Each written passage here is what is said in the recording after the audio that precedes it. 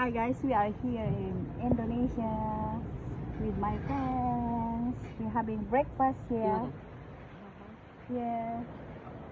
With my step beauty, step beauty.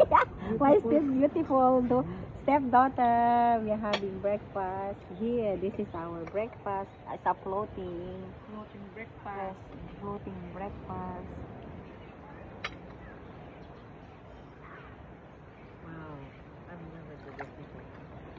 It's a good experience, guys. Very good experience. Good. Huh? And the pool is very clean, no? Yeah. Oh, the pool is very clean. And the pool is very clean. Very clean. Yes, very clean. Oh, you see all over the world. You see there a lot of people there.